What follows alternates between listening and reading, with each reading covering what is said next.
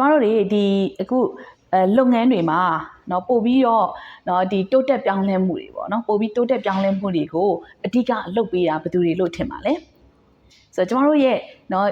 ်ဒီရှေ့ဘက်မှာကျမဗီဒီယိုတစ်ခုမှလည်းပြောခဲ့တယ်ကျမတို့တွေလုပ်ငန်းတွေမှာတဲ့နော်ဒီ80%သောတိုးတက်ပြောင်းလဲမှုတွေကတဲ့နော်ဘယ်ကနေလာလဲဆိုလို့ရှိရင်ကျမတို့လုပ်ငန်းခွင်မှာတကယ်လုပ်နေတဲ့ဝန်ထမ်းတွေရဲ့အကြံဉာဏ်တွေသူတို့ရဲ့တိုးတက်ပြောင်းလဲစေခြင်းနဲ့အကြံဉာဏ်တွေကနေပြီးတော့ဒီ improvement တွေရတယ်လို့ကျမတို့တွေလေ့လာခဲ့ရပါတယ်။ဒါကြောင့်မလို့ကျမတို့တွေအခုဒီဗီဒီယိုလေးမှာတော့ကျမတို့ဝန်ထမ်းတွေစီကနေပြီးတော့ကျမတို့လုပ်ငန်းကိုတိုးတက်ပြောင်းလဲစေမဲ့ improvement တွေကိုရစေမဲ့အကြံဉာဏ်တွေကိုဘယ်လိုကောက်ယူသင့်တယ်ဘယ်လိုမျိုးကောက်ယူမယ်ဘယ်အချိန်မှာကောက်ယူမယ်ဘယ်လိုမျိုးဖြည့်ရှင်းမယ်ဆိုတဲ့ဟာလေးကိုကျမဒီဗီဒီယိုလေးမှာမျှဝေပေးသွားမှာဖြစ်ပါတယ်။ဆိုတော့ကျမနာမည်ကတော့ဖြိုးဇာဇာမောင်ဖြစ်ပါတယ်ကျမကတော့Genius Training Center ရဲ့ Founder and Master Trainer တယောက်လည်းဖြစ်တယ်အခုမြန်မာနိုင်ငံအနှံ့ပြားမှာရှိတဲ့စက်ရုံတွေအလုပ်ရုံတွေ Retail Wholesale တွေ Distribution နဲ့ Service လုပ်ငန်းတွေကိုဒီ Productivity Improvement ဘိုင်းနောက်ပြီးတော့ System Setup ဘိုင်းတွေကိုလိုက်ပြီးတော့ကူညီပေးနေတဲ့ Trainer Cam Consultant တယောက်လည်းဖြစ်ပါတယ် Okay ဒါဆိုလို့ရှိရင်တော့ကျမတို့တွေဒီဗီဒီယိုလေးမှာအခုကိုယ့်ရဲ့ဝန်ထမ်းတွေစီကနေပြီးတော့ဟိုးအောက်ခြေကဝန်ထမ်းတွေစီကနေပြီးတော့ကျမတို့လုပ်ငန်းကိုတိုးတက်ပြောင်းလဲစေမဲ့အကြံဉာဏ်တွေ suggestion တွေကိုဘယ်လိုကောက်လို့ရမလဲဆိုတဲ့ suggestion system အကြောင်းကိုမျှဝေပေးသွားမှာဖြစ်ပါတယ်ဆိုတော့ဝန်ထမ်းတွေရဲ့အကြံဉာဏ်ကတိတ်ကိုတန်ဖိုးရှိပါတယ်တကယ်တော့ကျမတို့ပြောရမယ်ဆိုလို့ရှိရင်ဟိုးအောက်ခြေကเนาะဒီတန်ရှင်းရေးလုပ်တဲ့ဝန်ထမ်းဒီတန်ရှင်းရေးအကြောင်းကိုသူကအသိဆုံးဖြစ်တယ်အဲ့ဒီလိုပဲစက်ကင်တဲ့ဝန်ထမ်းဒီစက်ကင်တဲ့ဒီစက်ရည်ရဲ့လေပတ်တွေပုံစံကိုသူကအသိဆုံးဖြစ်တယ်အဲ့ဒီလိုပဲ security ဒီ security နဲ့ပတ်သက်တဲ့အရာတွေကိုသူကအသိဆုံးဖြစ်တယ်ဒါဆိုလို့ရှိရင်ကျမတို့ကเนาะဒီဝန်ထမ်းတွေဟို front line employees တွေရဲ့အကြံဉာဏ်တွေကိုကောက်ခံတင်တာပေါ့နော်အဲ့တော့ဒီအကြံဉာဏ်တွေကိုကောက်ခံပြီးတော့ကျွန်တော်တို့ဘာလုပ်မလဲဆိုလို့ရှိရင်ကျွန်တော်တို့နေ့တိုင်းတိုးတက်မှုတွေကိုပြောင်းလဲမှုတွေကိုလုပ်သွားမယ်ဆိုရင်ကျွန်တော်တို့လုပ်ငန်းတွေကအများကြီးတိုးတက်ပြောင်းလဲသွားနိုင်ပါတယ်အဲ့ဒီလိုပဲကျွန်တော်တို့ဘယ်လိုများအကြံဉာဏ်တွေကိုကောက်ကြမလဲအဲ့တော့ကျွန်တော်တို့လုပ်ငန်းခွင်မှာနော်အရင်ဆုံးအကြံဉာဏ်ကောက်ဖို့အတွက်ဆိုလို့ရှိရင်ဘယ်လိုအကြံဉာဏ်တွေကိုပေးလို့ရတယ်ဆိုတာကိုကျွန်တော်ဝန်ထမ်းတွေကိုအရင်ဆုံး awareness လုပ်ထားတင်ပါတယ်ဥပမာဒီအကြံဉာဏ်ဒီကျွန်တော်တို့လုပ်ငန်းရဲ့တိုးတက်မှုအတွက်အကြံဉာဏ်တွေဖြစ်မယ်နော်လုပ်ငန်းကိုပြောင်းလဲစေခြင်းနဲ့တိုးတက်ပြောင်းလဲစေခြင်းနဲ့အကြံဉာဏ်မျိုးတွေဖြစ်ရမယ်ဒီလုပ်ငန်းကိုပို့ပြီးတော့နော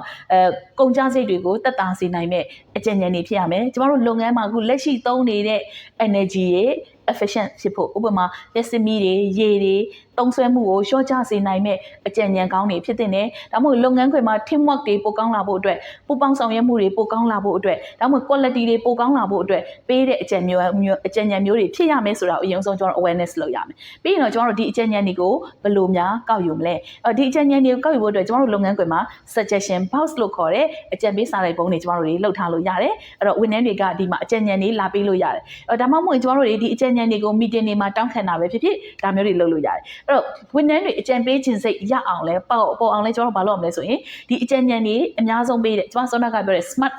ဒီ suggestion ပေါ့နော်ပေးတဲ့အကြံဉာဏ်ကတကယ်ထိရောက်တဲ့လုပ်ငန်းကိုတိုးတက်ပြောင်းလဲစေရ smart suggestion တွေပေးနိုင်တဲ့ဝန်ထမ်းတွေအများဆုံးပေးနိုင်တဲ့ဝန်ထမ်းတွေကိုလည်းကျွန်တော်တို့ကတစ်လတစ်ခါစုချီးမြှင့်တာနော် rewards တွေလုပ်တာ appreciate လုပ်တာဒါမျိုးတွေကျွန်တော်တို့လုပ်တင်တယ်အဲ့တော့ဒီအကြံဉာဏ်တွေကိုလည်းကျွန်တော်တို့ဘာလုပ်ရမလဲဆိုရင်အကောင့်ထဲဖော်တင်ပါတယ်အဲ့တော့ဒီအကြံဉာဏ်တွေအကောင့်ထဲဖော်နေပြီဆိုတာကိုလည်းကျွန်တော်တို့ဝန်ထမ်းတွေကိုပေးသိရမှာဖြစ်တယ်အဲ့တော့ကျွန်တော်တို့ဒီလုပ်ငန်းမှာရှိနေတဲ့ဝန်ထမ်းတွေဒီရဲ့အကြံဉာဏ်တွေကိုယူပြီးတော့တိုးတက်ပြောင်းလဲမှုတိတ်လေးဖြစ်ပါစေလုပ်သွားရင်နဲ့ကျွန်တော်တို့ရဲ့လုပ်ငန်းဒီပို့ပြီးတော့တရက်ထက်တရက်ပို့ပြီးတော့တိုးတက်ပြောင်းလဲလာမှာဖြစ်တယ် continuous improvement ကိုရမှာဖြစ်တယ်ဒါကြောင့်မလို့ကျွန်တော်တို့ဝန်ထမ်းတွေရဲ့အကြံဉာဏ်တွေကို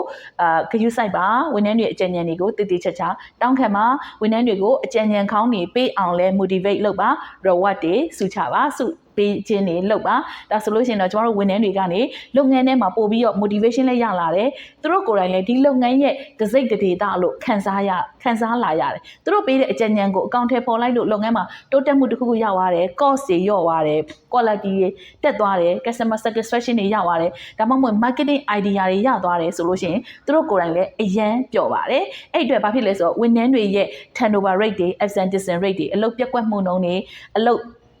်ထွက်မှုနှုန်းတွေကိုလည်းကျမတို့ကထိန်းချုပ်ပြီးသားဖြစ်သွားတယ်ဝန်ထမ်းအချင်းချင်းမှလည်း teamwork ပို့ပြီးတော့ကောင်းလာတယ်ဝန်ထမ်းတွေကိုယ်တိုင်ကသူကိုယ်တိုင်ဘာဖြစ်လဲဆိုတော့ဒီလုပ်ငန်းမှာသူဟာအရေးပါအရာရောက်တဲ့သူပါလားဆိုတဲ့ feeling ကိုခံစားရစေတယ်ပေါ့နော်ဒါကြောင့်မလို့ကျမတို့တွေအခုလက်ရှိကိုယ့်ရဲ့လုပ်ငန်းမှာ suggestion system လေးကိုပြန်ပြီးတော့အခုပဲဆွဲကြည့်လိုက်ပါအဲ့ suggestion တွေကိုလက်တွေ့အသုံးချကြည့်ပါလို့ကျမအနေနဲ့အကြံပေးချင်ပါတယ်အဲ့တော့ကျမဒီလိုမျိုး